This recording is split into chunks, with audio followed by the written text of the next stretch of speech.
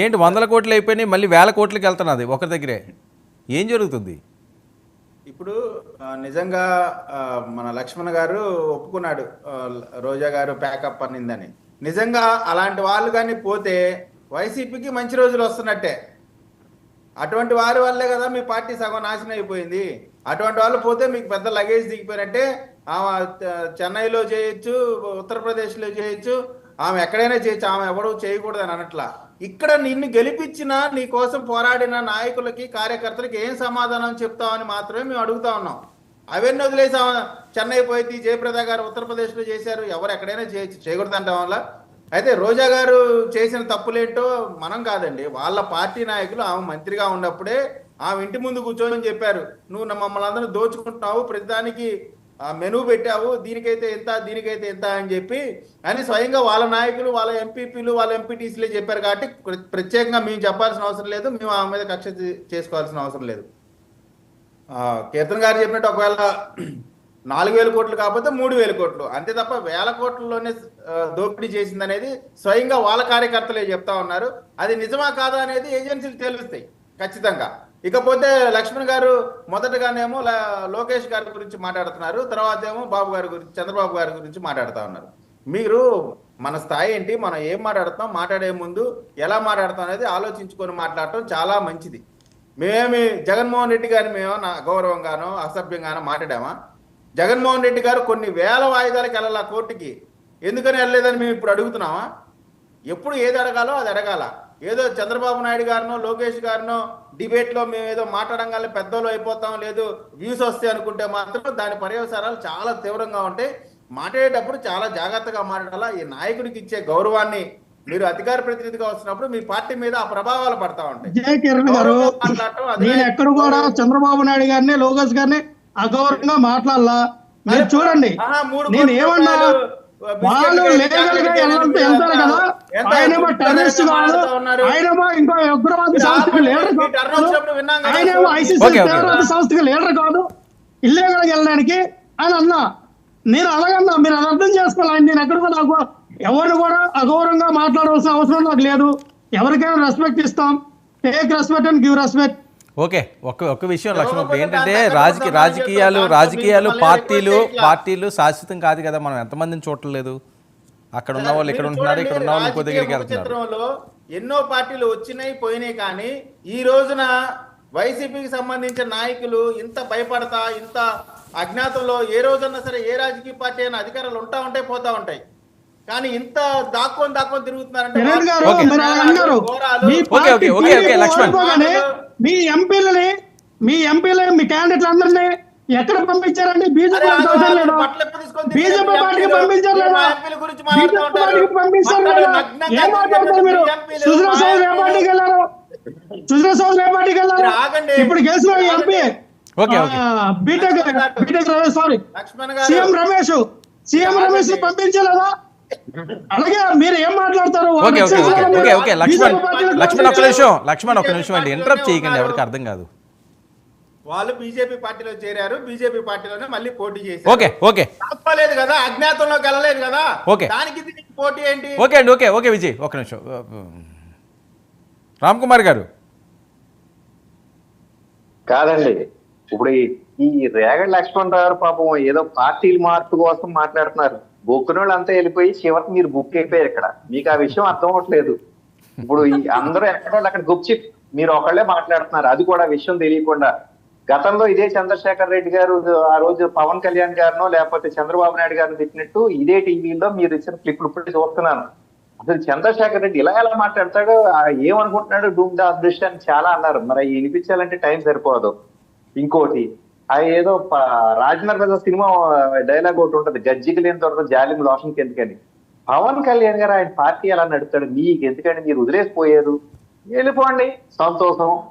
ఆయన సభ్యత్వాలు చేసుకుంటాడో ఏం కలెక్షన్ చేసుకుంటారో, ఇంట్రెస్ట్ ఉన్నవాళ్ళు కడతారు, ఇంట్రెస్ట్ లేని వాళ్ళు మానేస్తారు. మనకెందుకు సార్, మా పార్టీ రేపు నుంచి సభ్యత్వాలు స్టార్ట్ అవుతుంది, ఇంట్రెస్ట్ ఉన్న వాళ్ళు వస్తారు, మేము ఈ క్రమంలో అందరినీ జాయిన్ అవ్వమని అడుగుతాం, మా మీద నమ్మకం ఉన్న వాళ్ళు వస్తారు.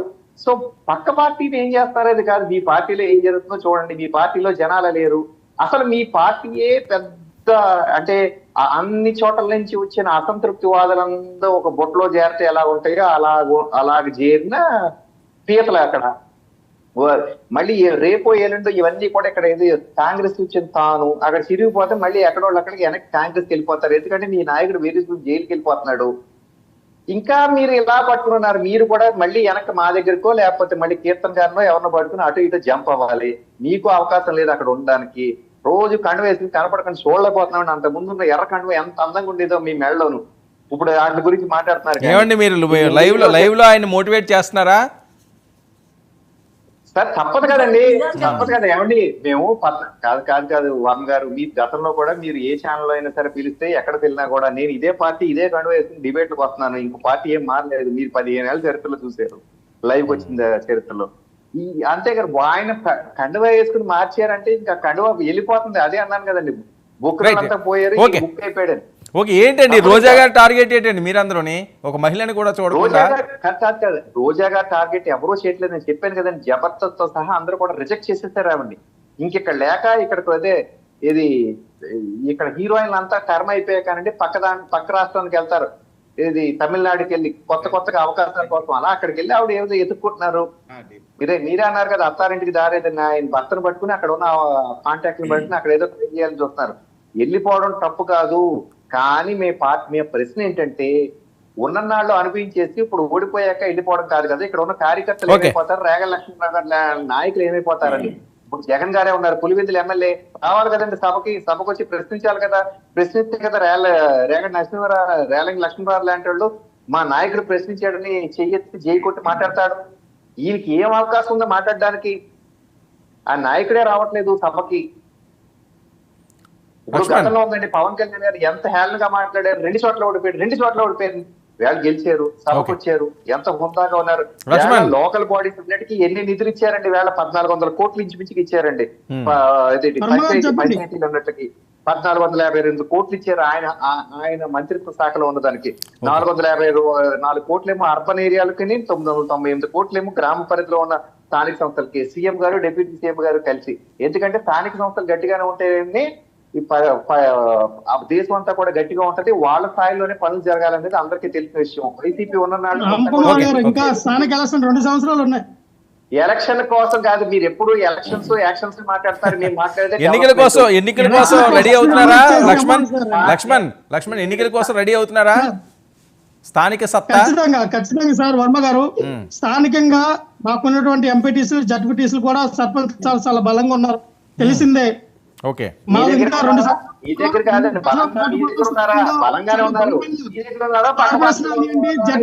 జిల్లా పరిషత్ చైర్మన్లు ఉన్నాయండి, మాకే ఉన్నాయి. అలాగే స్థానిక ఎలక్షన్ లో కూడా చాలా గట్టిగా, ఎందుకంటే అక్కడ ఈవీఎంలు ఉండవండి. ఈవీఎంలు ఉండవు. ఖచ్చితంగా ప్రజా ఓటు ఈవీఎంలు ఉండవు. మొన్న వైజాగ్ లో ఎందుకు పోటీ చేయలేదంటే అక్కడ ఈవీఎంలు ఉండవు. ఈవీఎంలు ఉండవు కాబట్టి ఓడిపోతారని భయపడి స్థానిక సంస్థల్లో ఇంకా పోటీ చేయరు. కూటమి పార్టీ అంతేనా మీ అభిప్రాయం? ఈవీఎంలు లేకపోతే పోటీ చేయరు సార్. ఈవీఎంలు ఉంటేనే పోటీ చేస్తారు. ఒక మాట చెప్పండి, మీరు నెక్స్ట్ ఎక్కడ పోటీ చేస్తారు మాట చెప్పండి. ఇవాళ రాసి పెట్టుకుని ఉంటారు. నెక్స్ట్ మళ్ళీ ఇప్పుడే ఆ టైంకి మీరు చేస్తారు లేదు చూస్తాను. మీరు టికెట్ ఇస్తారా లేదో చూస్తాను. జగన్ అన్నయ్య. ఓకే కీర్తన గారు ఏదో చెప్తున్నారు సార్. అసలు రిజెక్టెడ్ పీస్ ఎవరంటే రోజా గారు అని చెప్పాలి. నియోజకవర్గం మీరు అసలు రోజా గారిని వదలరండి. సొంతం పార్టీ కార్యవర్గం సార్. ఆవిడే ఎలక్షన్ రోజు చెప్పారు, నన్ను ఇబ్బంది పెట్టి. ఎవరు కీర్తన గారా? అయ్యో ఆవిడే నాకు ఫ్యాన్ అండి. లక్ష్మణ్ గౌడ్ గారు, నేను బీజేపీ అధికార ప్రతినిధి పూర్తిగా ఏకీభవిస్తాను. అసలైన వాళ్ళందరూ తప్పించుకొని మిమ్మల్ని మాత్రం ఈ రోజు కూర్చోబెట్టి మా దగ్గర ఇంత బాధ పెట్టేస్తున్నారు. నిజంగా మీరు పక్కకు తప్పుకోవాలి. అసలైన వాళ్ళు రావాలి. నిజంగా వెంకటరెడ్డి, శేఖర్ రెడ్డి, రాజీవ్ రెడ్డి వీళ్ళందరూ రావాలి. వీళ్ళు కదా అప్పుడు మమ్మల్ని సతాయించింది. మిమ్మల్ని పాపం ఇంకేస్తున్నారు ఇక్కడ. మీకు అర్థం కాదు, బకరా ఇస్తున్నారు మీరు వాళ్ళ చేతుల్లో. వెంకటరెడ్డి గారితో కూడా గట్టిగా ఫైట్ చేస్తున్నారు కదా మీరు. ఒప్పుకున్నాడండి ఆయన. Right, okay, thank you so much Keerthana garu చర్చలో పాల్గొన్నందుకు. థ్యాంక్ యూ అండి రామ్ కుమార్ గారు, థ్యాంక్ యూ విజయ్ కిరణ్ గారు, థ్యాంక్ యూ రేగిడి లక్ష్మణరావు గారు. ఇది ఇవాళ ప్రైమ్ డిబేట్.